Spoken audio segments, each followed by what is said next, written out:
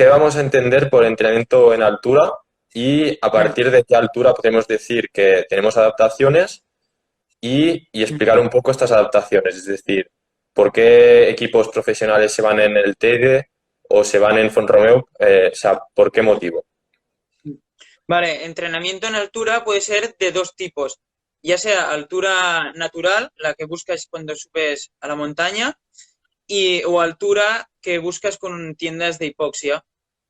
Y la más común y la que se suele hacer, bueno, ahora esto ya lo iremos explicando, pero el kit de la cuestión de entrenar en altura es que hay una disminución del oxígeno disponible para el cuerpo, lo que hace que el cuerpo cree unas adaptaciones para poder permitir el funcionamiento normal y esto va a mejorar nuestro rendimiento, ya sea en altura o a nivel de mar luego. Vale, Entonces, sí. sí, dime, Y dime. aquí, para lo que has comentado al principio de que hay dos tipos de hipoxia o de Mm, explicar esto que hay lo que has dicho, la hipovárica y la normovárica. Y para entenderlo, exacto. si por Sí, ejemplo tú y yo que estamos en Font-Romeu, estamos en la hipovárica porque baja la mm, presión atmosférica. Entonces, sí, como mayor ascendemos, la presión atmosférica es menor. Pero por el contrario, mm, si nosotros en casa tienes mucho dinero y te compras o bueno, una tienes la tienda. posibilidad, pues puedes entrenar con una disminución del oxígeno, pero será una hipoxia normovárica, o sea, para diferenciar los Exacto. dos tipos. Muy bien. Vale. Y ya que estamos explicando este concepto, es importante entender que cuando buscamos altura, contra más altos estamos, no es que haya menos oxígeno en el aire. El oxígeno hay el mismo, que hay un 21% de oxígeno, o sea, hay muchos gases en el aire, de los cuales un 21% es oxígeno, y con la altura hay el mismo porcentaje de oxígeno. Lo que pasa es que hay menos presión, por lo tanto, cuando respiras por un mismo volumen de aire que te entra, coges menos oxígeno porque está más repartido y es por eso que entra menos aire. No es que vaya desapareciendo a medida que vas subiendo. Mm, Exacto, sí, esto sería, por ejemplo, si nosotros lo miramos en el nivel del mar, tendríamos una atmósfera que equivaldría a 760 milímetros de mercurio, bueno, si hacemos la conversión, pero por ejemplo en el Everest vamos a encontrar 250 milímetros de mercurio solo, es decir, en el Everest habría unas 0,33 atmósferas y en el nivel del mar una atmósfera. O sea, es un poco complicado, pero para hacernos la idea de que lo que cuesta captar el oxígeno lo que cuesta captar para nuestro sistema cuando estamos en altura. Y es por eso también que, bueno, tenemos que ir muy, muy lentos y bueno, al final, bueno, nuestra capacidad de rendimiento baja, o sea, mm, totalmente. Sí, sí. exacto. Vale. Vale. Y luego yo creo que es importante explicar que cuando hacemos ejercicio es la sangre la que lleva el oxígeno a los músculos para que puedan funcionar a través de los glóbulos rojos. Entonces, cuando hay menos oxígeno, el cuerpo responde como respuesta a la altura, segregando la famosa EPO, que es la hormona de eritropoyetina, que la segregan los riñones, y de este modo produce más glóbulos rojos para conseguir llegar más oxígeno a la musculatura. Vale. Entonces, Y aparte de esto, ¿qué beneficios nosotros podríamos encontrar en el entrenamiento de altura? Es decir, ¿por qué sí, motivos podríamos ir? Porque hay varios, pues ¿no? claro, hay muchos motivos. Uno de los principales es este. Al aumentar la producción de eritropoyetina, aumentamos la producción de glóbulos rojos y mejora el hematocrito y el porcentaje de hemoglobina. Por lo tanto, podemos llevar más oxígeno a nuestra musculatura. Eso hace que mejore el rendimiento aeróbico Ujú. y también mejora el rendimiento a umbral anaeróbico, mejora la eficiencia a umbral aeróbico, mejora la eficiencia a umbral anaeróbico ya que toleramos mejor el lactato. La percepción del esfuerzo también es menor a intensidades elevadas de umbral anaeróbico. Y, y Vale. luego tenemos, sí, que se me olvidaba, la composición corporal también disminuye la masa grasa y aumenta la masa magra. Es Por decir, lo que tanto, para alguien que sí se quiere, por ejemplo, afinar, algún ciclista o lo que sea, incluso sí, también puede mejorar en ese aspecto, ¿no? exacto, sí, sí. Vale, Y eso vale. es importante saberlo, que es un beneficio, pero que luego hay que tener en cuenta a la hora de entrenar en altura no comer menos de lo que necesita tu cuerpo, porque estás con un Claro, desgaste mayor causado por el déficit de oxígeno, el cual hace que tu cuerpo necesite más, o sea, aumenta la necesidad de carbohidratos debido a la falta de oxígeno y eso hace que si no lo suples tú con la alimentación e intentes hacer lo mismo que a nivel de mar, pues no asimiles el entrenamiento, te sobreentrenes porque vayas con un déficit energético demasiado grande o no tengas la suficiente gasolina como para rendir lo que se necesita. sí, bueno, al Mm, final es entender que no, o sea, no es el beneficio, o sea, no ir en altura para querer perder kilos, o sea, si exacto, pasa es por una respuesta normal por estar en altura, exacto, pero no es el objetivo final. exacto. Vale. Sí, sí. Y creo que no lo hemos dicho antes, que lo has preguntado también. La altura ideal para hacer un entrenamiento en altura se dice que son entre 2.000 y 2.500 metros, más o menos, que también varía en función de las personas. Porque yo, por ejemplo, he probado varios sitios y Sierra Nevada, que está a 2.350 metros, yo hematológicamente he sido súper buen respondedor y he mejorado muchísimo mis parámetros de hemoglobina y hematocrito. Y, bueno, hay que tener en cuenta también cuando se mide el hematocrito y la hemoglobina es mejor referencia, porque el hematocrito, si vas un poco deshidratado a hacerte la prueba de esfuerzo o algo, puede ser que la sangre esté más densa y dé valores más altos de los normales. Entonces, yo, por ejemplo, en Sierra Nevada, que era 2.350 metros, tenía valores súper altos, que era muy bueno, mejoré muchísimo mi rendimiento, pero en Fonromeo, los 4 años que he estado viviendo, tengo valores incluso más bajos que a nivel de mar, de hematocrito y hemoglobina. Por lo Hostia, tanto, ya ves. en función de la persona, hay personas que a 1.800 metros ya será suficiente estímulo para mejorar sus parámetros y hay personas como yo, por ejemplo, que no es suficiente y necesitaría más altura para obtener estos beneficios. Claro, Sí, pero al final lo que dices de que si eres respondedor o no respondedor también, ¿no? O sea, exacto. al final Sí, es sí. individualizar también, porque Mm, esto también lo explicaremos después del mal de altura, que hay sí, gente, por ejemplo, yo me acuerdo que yo me fui al Tubcal con Sergi y David y yo estaba a 3.000 y pico y tenía mareos y de todo. Y puede que alguien está a 3.500 y está súper bien. O sea, exacto. al final depende de la persona también. Exacto. Esto te depende de la aclimatación que has hecho antes durante toda tu vida, pero también depende muchísimo de la persona. Puede ser dos personas que no han estado nunca en altura o que han estado igual en altura que respondan de forma totalmente diferente.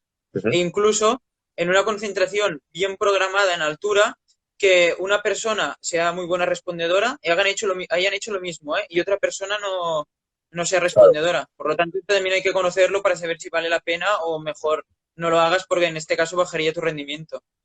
Pero Mm, bueno, también dejar claro que, por ejemplo, si yo estoy viviendo a 1.000 metros y alguien que vive a 1.800 sí, tendrá más adaptaciones a largo plazo, por ejemplo, la persona que vive a 1.800 que no yo, ¿no? O sea, porque al final exacto. es una altura buena, tampoco está viviendo a 3.000, ¿no? Mm, También para exacto. saber qué límite tu cuerpo crea Sí, adaptaciones en función de la altura. exacto. Y esto pasa mucho en gente que utiliza las tiendas para dormir, que se piensan que más altura es mejor y se ponen ya la tienda el primer día, 3.500 metros, Ya. Y no y duermes. se ponen a entrenar a tope, hacen series, se van a dormir a 3.500 metros, entonces Ya, no recuperan y se van al palco fácil. Entonces hay que ir con mucho cuidado con esto porque no más altura es mejor. Sí que sería mejor exacto. para la producción de EPO, de glóbulos rojos, pero no para el rendimiento si lo que estás buscando es mejorar tu rendimiento, tu marca en 10.000, hacer una maratón más rápido, en ciclismo, lo que sea. Porque el estar más altos también, el desgaste es mucho mayor y encima el cuerpo está rindiendo a ritmos más bajos. Por lo tanto, me lo invento. Si tú quieres hacer una maratón a 3:20 y tienes que entrenar a ese ritmo, en altura va a bajar tu rendimiento. Un 10.000 a 3 minutos el kilómetro y vas a las pistas a hacer series a 2.000 metros, no podrás mantener el 3 minutos al kilómetro como nivel de mar. Por lo claro, tanto, estarás yendo a 3,5 con mayor desgaste y no estarás trabajando los ritmos de carrera. Por lo tanto, hay que ir con cuidado con esto de buscar demasiada altitud también para claro, entrenar. exacto. Mm, Bueno, ya para eso de la definición de la altitud sería de 0 a 1000 metros sería baja altitud, por ejemplo, es donde sí, vivo yo aquí en San Julián. De 1000 a 2000 sería, por ejemplo, ya media altitud, y ya de dos sí, mil a 5000 y algo, 5500 ya sería alta altitud, que así aquí sí que se vería ya efectos en el reposo, ya sin hacer ejercicio ya tú ya verías mm, adaptaciones y aparte tu baja de rendimiento. Ya si subes más de 6000 a 8000 y algo, pues sí, ya sabes que igualmente que te aclimates no vas a tener sí. el mismo rendimiento que a 7000 que al final que yo que sé, a 2500. No, exacto. No tiene nada que ver. Es más, si no puedes permanecer mucho tiempo en esa altura porque el cuerpo empieza también Sí, a morir. Así que, sí, sí, sí. sí. Bueno, no creo que, bueno, yo de momento no, no he subido No, más que, no, pero bueno, nunca se sí, sabe. exacto. Mm. Vale, y Vale. aparte de esto, Sí, otras adaptaciones que has dicho, como bien has dicho, que por mm, ejemplo la pérdida de peso mm, o por ejemplo la ganancia bueno, mm. del hematocrito Sí, o la eritropoyetina, pero también sí, hay otras adaptaciones que serían, por explicarlo, a nivel ventilatorio y sí. a nivel de la frecuencia cardíaca. Sí, Y sí, entonces, cierto. Mm, para entenderlo, explicaremos un poco primero lo que pasa en la respuesta ventilatoria, porque no será lo mismo si te quedas en... Vamos a diferenciar dos términos, la hipoxia crónica y la hipoxia aguda. La aguda sería esas estancias que tú te quedas unos días solo y después vuelves a bajar. Y, por ejemplo, la crónica sería ya cuando te quedas semanas, meses y años. Entonces, sí, claro, no será lo mismo si te quedas unos días, te vas, yo que sé, unos días en un refugio y te quedas ahí o te quedas ya meses. Entonces, mm, la respuesta ventilatoria, tenemos que entender que cuando estamos en altura tenemos un estrés y al final para que tu cuerpo pueda, por ejemplo, hacer frente a ese estrés, lo que hará, la primera respuesta que hará es aumentar la ventilación. Entonces, si te aumenta la ventilación, lo que haremos es hiperventilar y al final si hiperventilas lo que harás es disminuir, bueno, exhalarás mucho más CO2 de lo que haces normalmente. Y entonces lo que harás es, bueno, pasará un fenómeno que se llama hipocapnia, que lo que hará será una alcalosis en el cuerpo, o sea, hará que tu pH en tu cuerpo sea más alcalino y, bueno, por consecuencia te baja el rendimiento, ¿no? Pero para entender esto, que primero hiperventilaremos mucho, ¿vale? Y bueno, para saber un poco los parámetros, los médicos dicen que sería unos 35 milímetros de mercurio de presión parcial de CO2 en la sangre arterial. O sea, si alguien se hace una analítica o lo que sea. Pero al final es eso, entender que nuestro pH de la sangre será más alcalino y mm, te disminuirá el rendimiento. Después, ¿qué pasa más? Intercambio de gases. También se verá, es otro factor a tener en cuenta. En el reposo, es que es un poco técnico, pero si mm. nosotros vemos la diferencia alveolo-arterial en oxígeno, en reposo será igual que al mar. O sea, ya podemos estar a 2500 que a nivel del mar que estos valores sean igual. Lo único que en ejercicio aumentará esta diferencia entre la diferencia alveolo-arterial del oxígeno.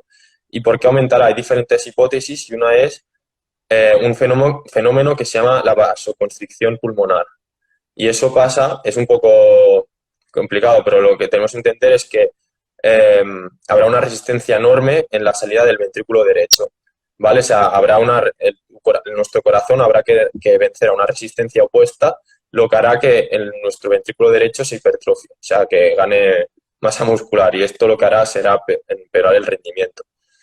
Entonces ya hemos dicho intercambio de gases, pasa esta, la hipertrofia del ventrículo derecho, bueno, respuesta ventilatoria que hiperventilamos Y después otro súper importante es los trabajos de los músculos respiratorios.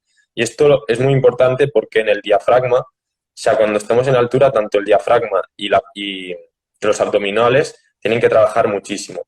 Entonces, el gasto cardíaco que nosotros tendríamos en altitudes altas será mucho mayor que, a nivel del mar.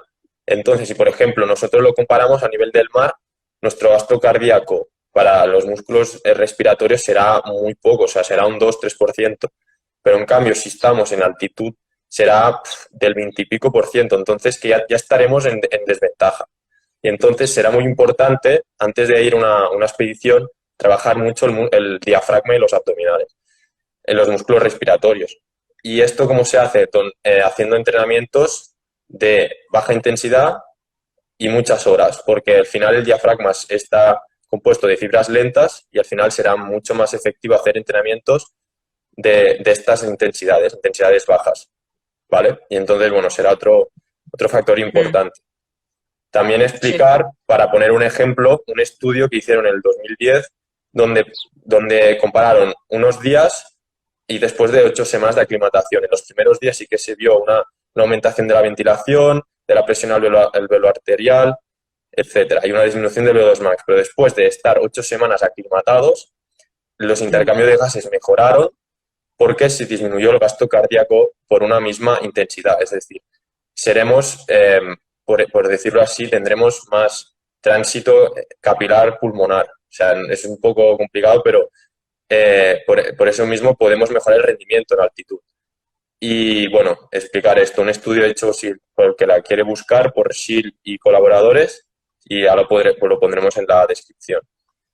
Y bueno, ya explicar un poco esto, incluso decir el VO2 max también baja en altitud y puede bajar hasta un 3,3% con respecto a nivel del mar en gente entrenada. Y también explicar... Sí. Bueno, es una cosa rara que pasa, que en deportistas más entrenados y más habituados a la altitud, el VO2 max les puede bajar más su valor máximo que en deportistas no entrenados. Hostia, vale. Sí. Vale, y aquí ya para ir directamente con lo que dices del VO2 max y la frecuencia cardíaca máxima, explicar esto también, que si tú en altitud tu VO2 max es inferior, habrá menos sangre oxigenada, menos sangre que bombea a tus músculos. Por consecuencia, pues menos potencia y menos rendimiento. Y entonces, esto ya te lo quiero decir en la otra pregunta, y es, ¿qué pasará con nuestra frecuencia cardíaca máxima? Es decir, ¿será la misma? ¿Variará? Si, por ejemplo, ¿qué diferencia habría entre la hipoxia aguda? Es decir, si yo me quedo unos días o me quedo unas semanas. O sea, ¿qué pasaría en nuestra frecuencia cardíaca? Mira, con la hipoxia aguda, lo que pasa es que la frecuencia cardíaca en reposo aumenta con la altura. Y esto con la hipoxia aguda, es decir, cuando suelo llegar. Entonces, a medida que te vas aclimatando y se va volviendo hipoxia crónica, la frecuencia cardíaca en reposo, por ejemplo, cuando te levantas, va bajando a valores cerca de los tuyos normales, pero nunca es tan baja como la podrías tener a nivel de mar. Y lo mismo pasa con la frecuencia cardíaca durante el ejercicio. Es más alta, ya que a un mismo ritmo la percepción, o sea, la intensidad relativa es mayor, el porcentaje de VO2 max es mayor, por lo tanto, estás haciendo un esfuerzo mayor y al mismo ritmo el pulso es más alto. Claro. Pero, ¿qué pasa? Que en hipoxia aguda, y en hipoxia crónica también, pero va disminuyendo, la frecuencia cardíaca máxima es menor, ya que es como una defensa del cuerpo que no permite que llegue tan arriba. Claro, explicar esto, que al final el cerebro te limita, hay unos receptores que incluso a nivel del mar los hay y hay como un límite de la frecuencia cardíaca, y entonces a medida que tú subes, pues tu cerebro te va a limitar, o sea, te va a decir, vale, pues hasta aquí. Y te va a decir, yo qué sé, si subes a 190, 195, pues mucho menos ya vas a llegar a tu máximo. Pero ya es lo que dices, es por una respuesta de tu cuerpo que dices que ya para limitarte, o sea, para prevención. Exacto. Es conocer esto para cuando vayas a altura, que sepas que es normal que al principio estés más alto de pulso, tanto en reposo como en el ejercicio, Luego, el pulso se va adaptando y va bajando, pero nunca llega a ser tan bajo como a nivel de mar. Pero bueno, es una buena señal que cuando estás en altura el pulso te vaya bajando. Si el pulso no te baja, pues mala señal después de varios Claro, días o claro, porque varias es una semanas. señal que te has adaptado, ¿no? Al final, Exacto. Sí, que te baje es una señal que te has claro, adaptado. Y saber también que si estás, una vez adaptado, estás haciendo series a máximo o compites, que sepas que no vas a llegar tan alto como lo harías a nivel de mar también. vale. Mm, Vale, y siguiendo ya en esta pregunta, mm, bueno, ya lo has hablado antes, pero ¿qué beneficios también podemos encontrar a nivel hematológico, es decir, a nivel mm, del niveles de hematocrit y a nivel de EPO? mm. Y para explicarlo, o Sí, sea, ¿tendríamos la misma producción de EPO si una persona que se entrena a 3.000 metros que a 5.000, por ejemplo? no. Y la producción de EPO varía también, o sea, la EPO la segregan los riñones, ¿vale? Que es bueno, la eritropoyetina, que luego es el doping que te lo puedes poner externamente, que es lo que es ilegal. Pero Ya, es una cosa, es una cosa natural que hace el cuerpo de todo el mundo cuando vas a altura para conseguir llegar suficiente sangre a, a la musculatura. Entonces, la EPO, o sea, el cuerpo empieza a segregar EPO a los 90 minutos de estar en altura ya. Ya empieza a hacer que el cuerpo se acostumbre, pero no empiezas a mejorar la producción de glóbulos rojos y hematocrito hasta mínimo 4 o 5 días después de estar en altura. Es por eso que si vas 2 días en altura no vas a tener ningunos beneficios, o incluso 5 días. Aunque la EPO aumenta, eh, los valores de glóbulos rojos no. Luego, ¿qué pasa? Que lo que tú dices, a 2.000 metros, solo llegar a 2.000 metros, por ejemplo, te vas un día a la montaña, 2 días, el cuerpo puede llegar a producir un 20 o un 30% de EPO de más para acostumbrarlo. Pero si vas a 4.500 metros, puede llegar a producir un 300% más de EPO, ya que la, la presión es mucho más alta, claro, entonces hay mucho hay que menos adaptarse más, oxígeno y claro. tiene que adaptarse lo más rápido que pueda. Pero luego, si es hipoxia crónica y vives siempre, o vas a hacer una concentración más larga de entrenamiento, no vas a estar siempre allá subiendo el 20-30%, porque si no sería imposible. Entonces, Ya. cuando ya llevas en concentraciones de incluso 3 meses, el cuerpo va segregando un 1% de EPO cada semana, pero hasta un máximo de unas 12 semanas aproximadamente.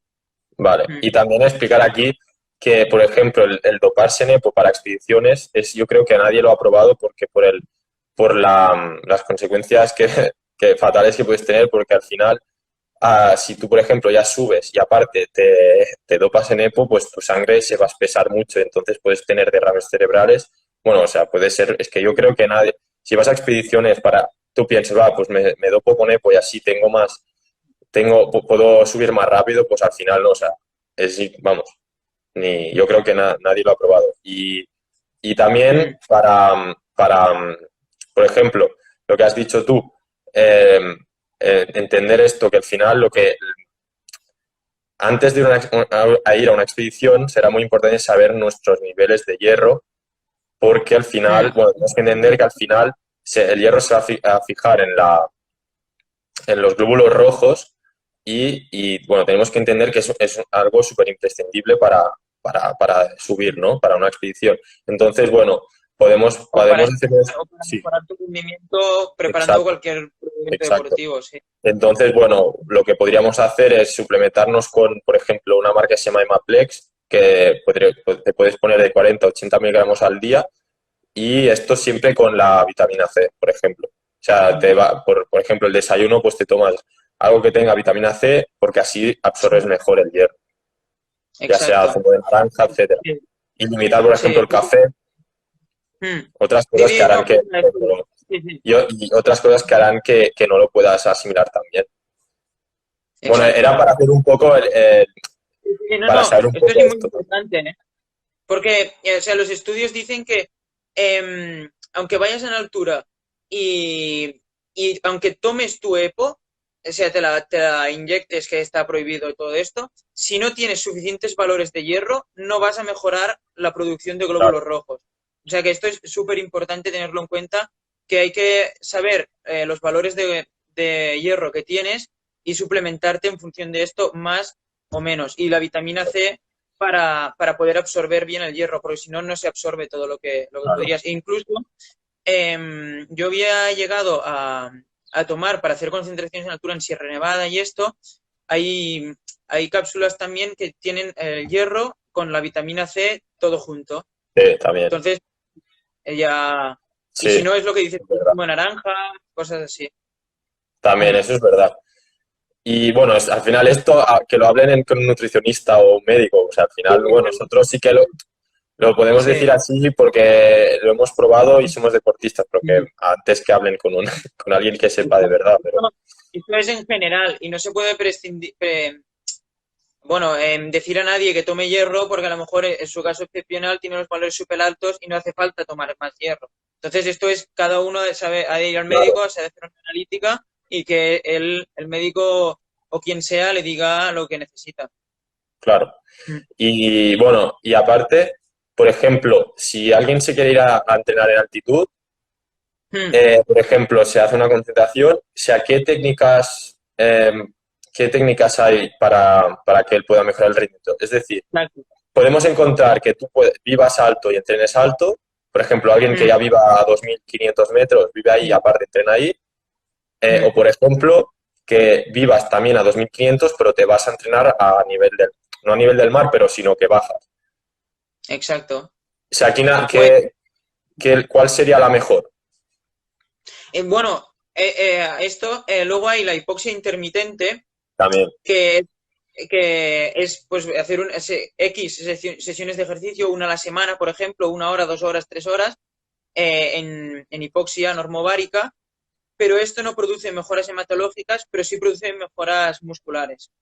Ujú. Entonces Vale. es como una pequeña tercera opción y ya está. Entonces, luego hay esto que dices tú, que es vives alto y entrenas alto, lo que hacíamos nosotros en Romeo, vives a 1800 y entrenas pues hasta 3000, depende de lo que hagas.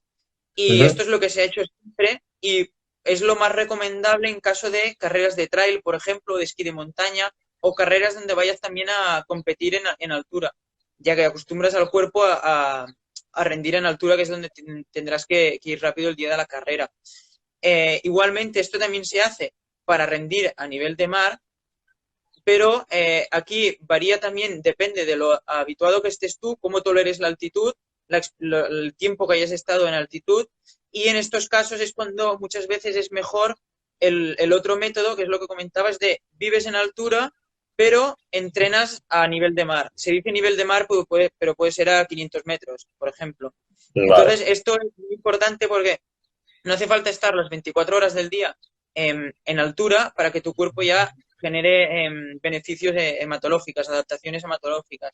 Solo con dormir y, bueno, estar la mayor parte del día, pues estar 12 horas, 15 horas viviendo en altura, ya estás generando adaptaciones, aunque no hagas ejercicio, y luego cuando tienes que hacer la alta intensidad, la haces abajo. Puede ser, por ejemplo, en el caso de Sierra Nevada, se hace mucho, se vive arriba y se va a entrenar a Granada, hacer las series, los Farlex, las series en bici, o en el Teide también se suele hacer, que se vive arriba en el Teide para hacer sesiones más específicas de calidad, se va abajo, ya que en altura estás más limitado y no puedes mantener ritmos tan altos como a nivel de mar. Encima el Claro. desgaste es mayor. Por lo tanto, si quieres hacer series más rápido, ya teniendo beneficios hematológicos, puedes coger el coche, te vas abajo y haces la alta intensidad abajo y luego vuelves a subir arriba.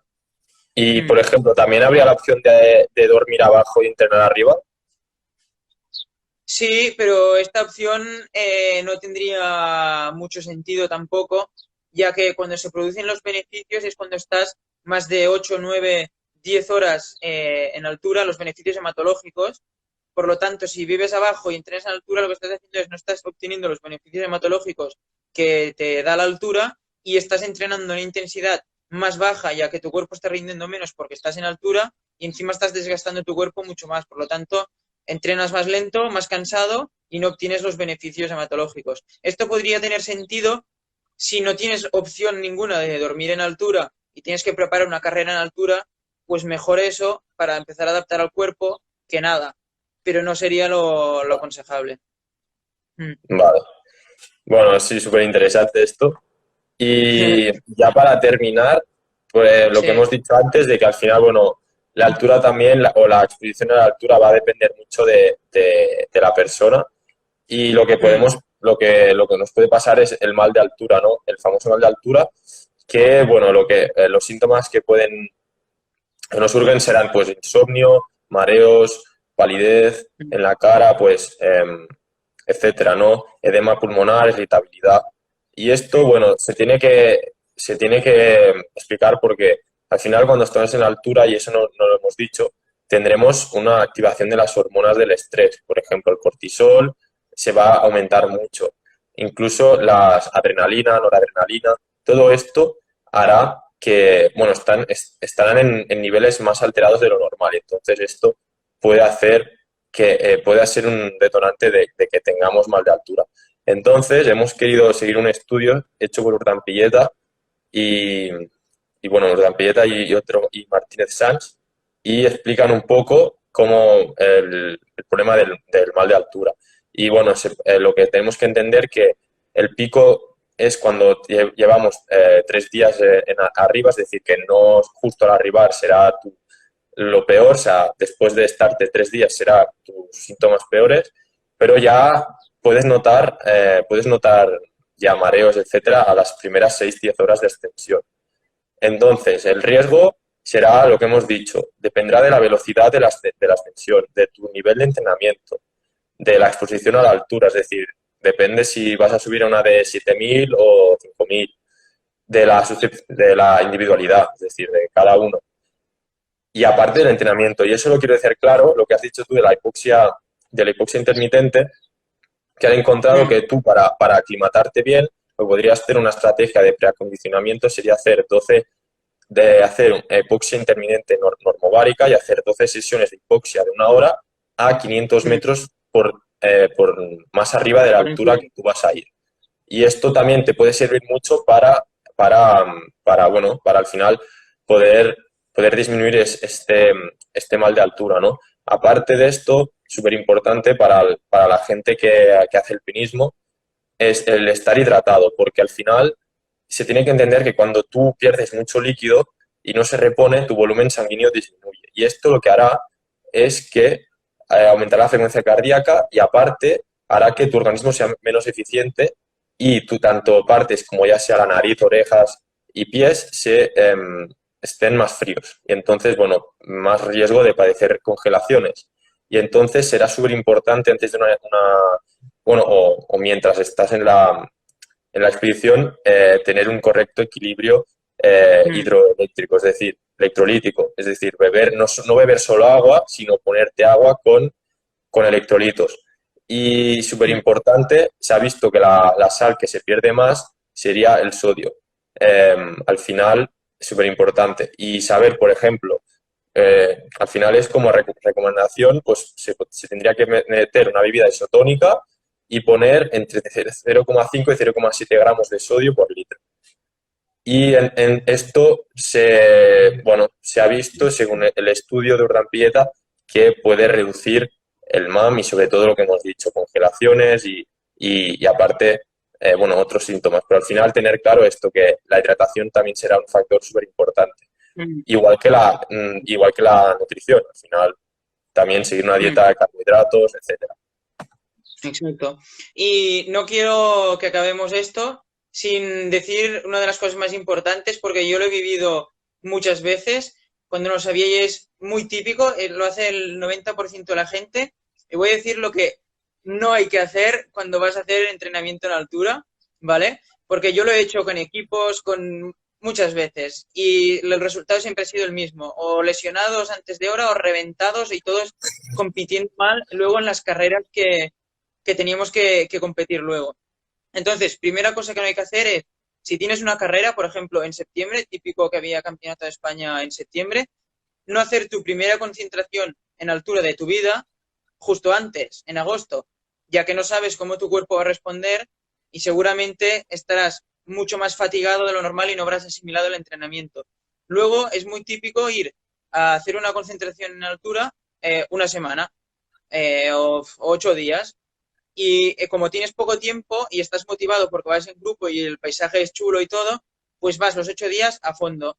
Resultado, no sirve de nada y te revientas de una manera que luego el rendimiento es mucho más bajo. Ujú. Es muy típico esto. Entonces, una concentración en altura tiene que tener una duración mínima de 3 4 semanas como mínimo para obtener los beneficios reales de la altura. Y es muy importante la adaptación. Hay que empezar haciendo, o sea, adaptándose bien a la altitud. Incluso los primeros días casi se podría decir que si no estás acostumbrado, sin hacer nada, simplemente estando en altura, saliendo a andar, y luego empezar a entrenar a baja intensidad y sin apretar fuerte. Se pueden hacer sprints neuromusculares, pero no de más de 10 segundos, pero no sé, que a nadie se le ocurra empezar a hacer intensidad, que es lo que siempre me han hecho hacer las veces que me habían Ya. llevado a hacer entrenamiento en altura Sí. hace ya muchos años, cuando era pequeño. Entonces, la primera semana, sobre todo, de adaptación. No se tiene que hacer ningún entreno fuerte ni nada. Se puede hacer volumen, pero siempre que sea a baja intensidad. Y luego ir incorporando poco a poco la, la intensidad. Y Hasta. Sí. esto también me ha pasado a mí, por ejemplo, que hemos ido a Tiñes para hacer esquí montaña y tú supongo que también lo has vivido, que ahí ves que hay gente que va a gas y bueno, sí, es decir esto, que al final yo una recomendación es entrenar polarizado, o sea, entrenar lo más bajo Exacto. que puedas, lo que decías tú en tu vídeo, en el Instagram, de entrenar, por ejemplo, por debajo de tu umbral aeróbico. Y al final hacer horas en esas pulsaciones. Es decir, no sé, para la gente, pues de 130, 140 pulsaciones y no pasarse de ahí. Pero claro, eso es muy difícil. Y al final tú lo sabes que entrenar, al final lo que cuesta es entrenar bien. O sea, es fácil ir a la zona 3 a la zona muerte, pero lo que es difícil Sí, es sí, entrenar bien y ir a lo que te toca. Y lo que exacto. dices, si pones series, pues que ponlas después de haber hecho una buena aclimatación y no Exacto. ponerte la primera semana a hacerte series ya de 30-30 o series más Exacto. largas. O sea, ni de, Sí. no, mejor que no. Sí, es muy típico que incluso la gente hace más series que a nivel de mar porque tiene más tiempo libre, solo tiene que entrenar y está más motivado porque tiene más gente. Al revés, una vez que estás adaptado, tienes que hacer un pelín menos que a nivel de mar, si acaso, no hacer más, porque entonces el resultado es un desastre. Sí, sí. Y también otro aspecto, ¿qué importancia le darías al entrenamiento de fuerza cuando estamos en altura? ¿Crees que es Eso es beneficioso? Sí, lo que comentábamos de que hay una disminución de la masa grasa también y que el cuerpo necesita más carbohidratos para rendir, a esto se le suma que hay una pérdida de masa muscular cuando entrenas en altura. Por lo tanto, si haces una concentración en altura y no tienes en cuenta esto, al final de las 4 semanas o 5 semanas habrás perdido masa muscular y habrás perdido fuerza. Claro, Por lo tanto, hay que mantener entrenamiento de fuerza, aunque sea de mantenimiento, sobre todo de fuerza máxima, si ya lo has estado haciendo antes, durante las concentraciones en altura. No hay nunca que dejarlo de lado. Y luego, otra cosa que se ha visto es que parece paradójico, pero contra más altitud entrenes la fuerza, mayores beneficios obtendrás. Es decir, si entrenas la fuerza en altitud, obtienes mayores beneficios que entrenando a nivel de mar. Por lo tanto, doble motivo por el que hay que no olvidar el entrenamiento de fuerza en altura. Sí, súper interesante esto. sí, sí, Bueno, exacto. también es lo mismo. O sea, igualmente que el entrenamiento que hacemos en esquí o ya sea corriendo o en ciclismo, también el entrenamiento de fuerza hacerlo periodizado. O sea, no ponerte a hacer fuerza máxima, ¿no? En las primeras semanas de altura. Pero lo que dices, Exacto. si puedes hacerlo de forma correcta con un entrenador y hacerlo de forma progresiva, pues lo que dices tú, si aparte de la evidencia científica lo dice, ¿no? O sea que al final, pues ya lo tienes claro, si quieres entrenar fuerza, pues hazlo. Exacto. Y nada, y luego hay el tema de cuándo competir después de entrenar en altura. No Ujú. está, realmente no hay estudios que dicen que un día es mejor. Hay muchas teorías de que es las 3 días o las 3 semanas para rendir bien, porque se ve que, bueno, se comenta que a los 3 días tu cuerpo rinde súper bien porque bajas de la altura y estás fresco y con los valores, los mejores valores. No, es cuando notas más la diferencia de hostia, que sobrado voy, pero dicen que luego te viene más bajón y rindes peor porque te viene el cansancio de la altura y entonces es mejor Claro, rendir las 10 semanas. Pero esto tampoco es cierto porque hay gente, tampoco voy a decir nombres, pero en Fonromeo vas con mucha gente, olímpicos, medistas olímpicos, que siempre me gusta preguntar cosas a los mejores, y gente muy buena con muchas medallas olímpicas que van a los campeonatos del mundo, Juegos Olímpicos, 7 días, 10 días después de estar en altura. Entonces, si ellos lo Sí, hacen y les va bien, pues será que lo de las 3 días o 3 semanas tampoco es 100% ya, cierto. Lo que sí que diría con 100% de certeza, bueno, a ver, esto es jugársela también, puede ser que te vaya bien, pero si quieres preparar una carrera bien, no hagas tu primera concentración en altura justo antes de la carrera, sino que, por ejemplo, si quieres preparar campeonato de España, campeonato de Europa, campeonato del mundo, lo que sea, en septiembre, pues que vayas en invierno y te pases un mes y medio haciendo en pretemporada, haciendo entrenamiento en altura. E incluso que vuelvas luego en abril, por ejemplo, y hagas otra concentración en altura. Así vas viendo cómo responde tu cuerpo y vas adaptándolo para luego, cuando ya hagas la última puesta a punto para la carrera, que realmente obtengas los beneficios del entrenamiento en altura. Porque si no es jugársela muchísimo y lo más probable es que te vaya mal. Mm. y también ya para finalizar, o sea, por ejemplo, ¿tú qué altura le recomendarías a alguien para ir, ya sea, por ejemplo, entre 1800 y 2000 o Mm. 2500? Es decir, ¿qué altura tú prefieres para hacer un stage? ¿O qué crees Yo, que cuál es la con peor o la que puede tener peores sí. consecuencias? Yo lo que recomendaría es, a mí lo que me ha ido mejor es unos 2300, que es como Sierra Nevada, pero luego también hay que tener muchas cosas en cuenta. Por ejemplo, si eres nadador y vas a Sierra Nevada, es perfecto porque entrenas en la piscina, en el gimnasio y todo, pero si eres ciclista o corredor y vas a Sierra Nevada, estás muy limitado para entrenar ciertas rutas o Claro, ciertas cosas en tu vida o ciertos circuitos de correr. Entonces, hay veces que compensa más, por ejemplo, si eres triatleta, irte, depende de la época del año y de todo, pero irte a Fonromeu, que son 1800 metros, y a lo mejor no obtienes tantos beneficios a nivel hematológico, pero a nivel de carreteras para entrenar, caminos y todo eso, pues puede favorecerte más. Pero si tenemos vale. en cuenta solo la altitud, yo recomendaría unos 2200, 2300, más que 2500, que quizás es un poco demasiado si no estás acostumbrado, o 1800, que es altura y realmente lo notas mucho cuando no estás acostumbrado y vas a 1800, lo notas mucho, pero puede que no sea un estímulo suficiente. Es que te lo Mm. decía porque, por ejemplo, he visto un estudio que decían Sí. en el 2015 que observaron un aumento de rendimiento, lo que hemos dicho antes, del live high y train high, es decir, vives alto y entrenas alto durante 3 semanas a 1800 y a 1800 vieron que Sí, tenían mejores beneficios que antes que a 2000 metros. O sea, que exacto. lo que dices Mm. de desmitificar que más altura es mejor, ¿no? Y Mm. decir esto, que por ejemplo, ya si a 1800 ya puedes tener beneficios. Claro, por ejemplo, en Fonromeu, que ya estás a 1800, es la Sí, altitud perfecta, yo creo. exacto. Eso también depende de la persona y depende de lo que hagas, pero sí, sí, hay gente que en Fonromeo puede tener mejores resultados que en Sierra Nevada Claro, o claro, viceversa. claro. Pero Al final la prueba, la prueba que Fonromeo, perdona, 1800 metros va bien, es la cantidad de gente de todo el mundo que va a entrenar a Fonromeo. Yo he entrenado con deportistas sudafricanos que vuelan expresamente hasta Fonromeo, habiendo la cantidad de sitios que puedes ir del mundo desde allí, y vuelan expresamente a buscar esa altura. Si realmente no fuera beneficioso, irían claro. a otro sitio. Sí, Entonces, sí. esto también va en función de la persona, pero sí, comprendería entre unos 1800 y 2500 como mucho, yo recomendaría. Mm. Vale, vale.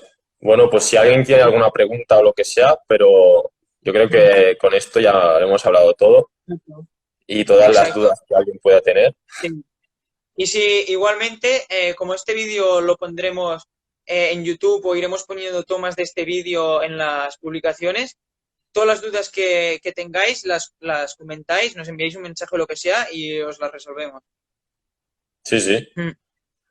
Bueno, tío, Perfecto. pues si no hay nada más, ya cierro ya chiringuito. Sí. Exacto. Sí, tío. Pues, Bueno, pues ya cumple- hablamos para la próxima, ¿no? perfecto.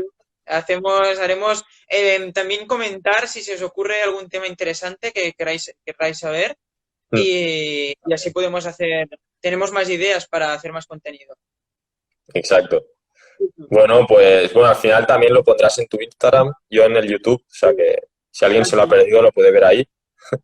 Exacto, no os preocupéis, que lo vamos a colgar los dos. Pues bueno, tío, un placer Vale, igualmente. y ya está, tío, a la próxima. Venga, Venga, un abrazo. adeu, Adiós. adeu. Adiós.